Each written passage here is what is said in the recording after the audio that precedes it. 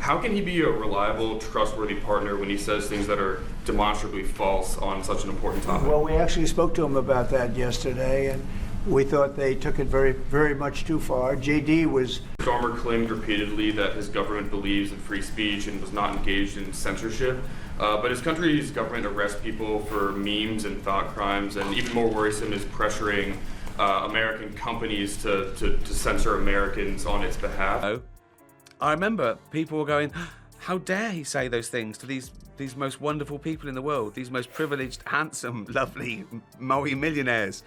And by the last one, people were going, give it to... While Keir Starmer claims to champion free speech, British citizens are being arrested for sharing memes. It's this stark contradiction that has comedian Gervais absolutely fuming. I mean, in the news now, with these parties that the government, the people in charge were breaking the rules, having these parties in their lovely gardens. I think I've been naive. And he's not alone. Donald Trump and JD Vance have just dropped a bombshell revelation about the UK's disturbing descent into thought policing that has international implications. What they've exposed about Starmer's government will make you question everything you've been told about modern Britain. Before we move on, I'd like to ask you a small favour. If you appreciate this content, please take a second to like this video and subscribe to the channel. Over 98% of you watch the videos without subscribing. It costs you nothing, but it makes a huge difference to us. So, did you click the subscribe button?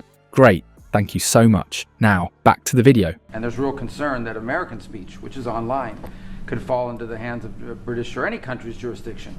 And so this is a point the Vice President made at Munich, and I think it's a very compelling one, that what unites us with Europe, as much as anything else, is these shared values, and one of them being free speech.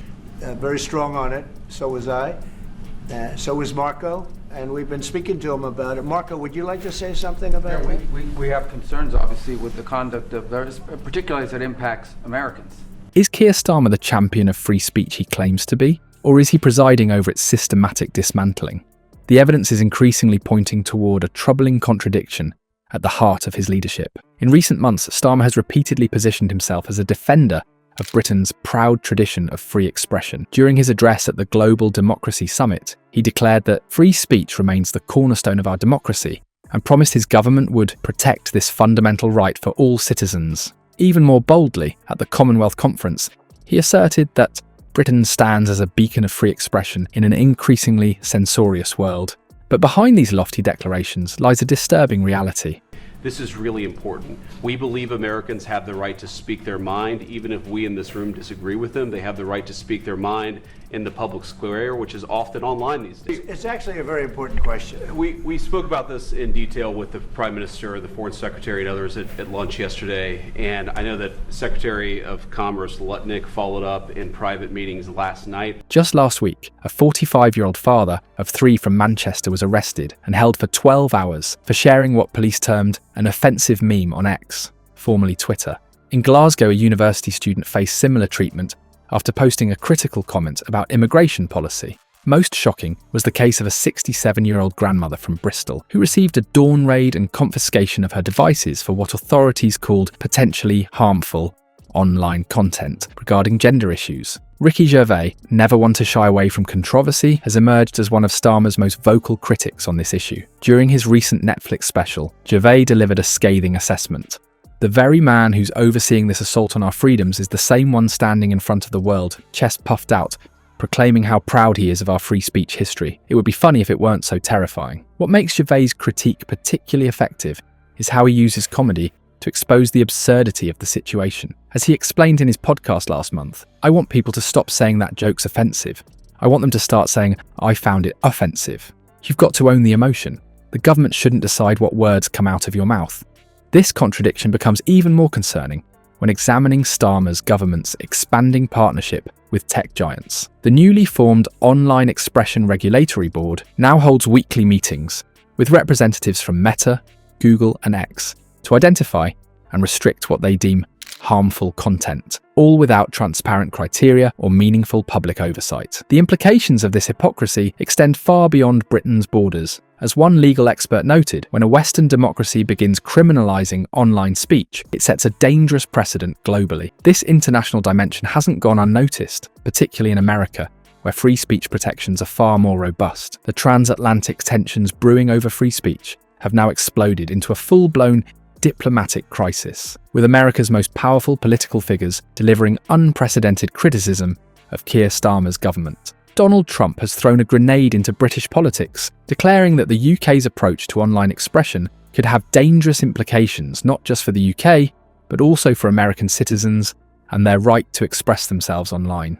This isn't merely political posturing, it represents a fundamental challenge to Britain's standing as a democratic nation. JD Vance's intervention has proven even more damaging, striking at the technical heart of Starmer's policies. His description of the PM's approach as weak and naive cuts deep, but his warning that American speech which is online could fall into the hands of British or any country's jurisdiction reveals something far more concerning, that the UK's policies threaten to create a dangerous precedent for global internet governance. The timing couldn't be worse for Starmer. As these American heavyweights publicly question his commitment to fundamental freedoms, British media outlets have unleashed a barrage of devastating headlines. The Daily Telegraph asked, "Is Starmer's Britain becoming hostile to free expression?" While the Times questioned whether the PM has the diplomatic skill to handle international criticism. Even traditionally supportive outlets have begun portraying him as weak and indecisive in the face of mounting pressure. Voters are taking notice. Recent polling shows Starmer's approval ratings in freefall,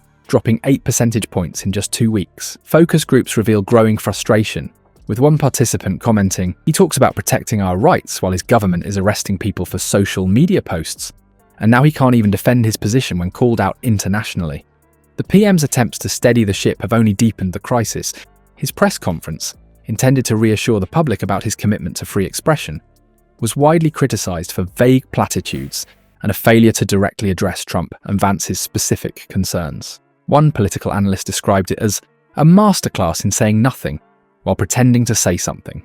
What's particularly devastating is how these criticisms have weakened Starmer's standing within his own party. MPs are privately expressing concern that his handling of this issue reflects a broader problem with his leadership. One senior figure, speaking anonymously, admitted, "When the leader of the free world questions your approach to basic democratic principles, and your response is to dodge and deflect, you've got a serious credibility problem." What we're witnessing isn't merely a PR disaster for Starmer, it's a fundamental crisis of British values. When comedy icons like Gervais and global leaders like Trump find common ground in their criticism, we must ask ourselves what's truly at stake.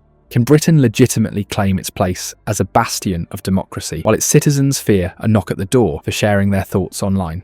The international dimension is particularly damaging. When America, a nation founded on free expression, feels compelled to call out the UK's hypocrisy, it signals a seismic shift in how Britain is perceived globally. This isn't just embarrassing, it's potentially catastrophic for our diplomatic standing and moral authority. Starmer now faces an impossible choice: double down on speech restrictions and confirm his critics' worst accusations, or admit his approach was fundamentally flawed. Either way, the damage is done. His government's actions have revealed the hollow core of their lofty rhetoric about freedom, and voters won't soon forget it.